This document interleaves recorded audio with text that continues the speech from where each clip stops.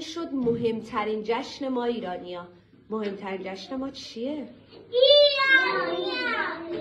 مهمترین جشن ما ایرانیا چیه؟ ایران. یعنی چی؟ ما جشن ایران داریم؟ آره. چه جشنیه جشن ایران؟ من تا حالا نشنیدم.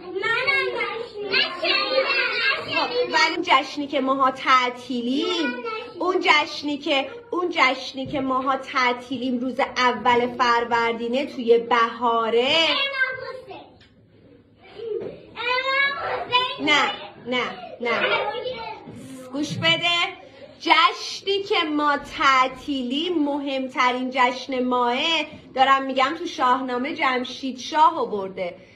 سفره حبسی میچینیم. نه بچه الان نزدیکشیم. عید چی؟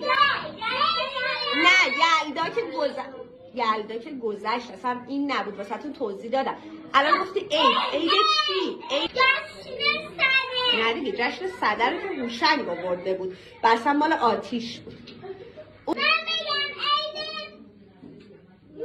آفرین، نوروز مهمترین جشن. خسته نباشی دلاور. خدا قوت پهلوان. طبل شادانه بکن، پیروز و مردانه بکن.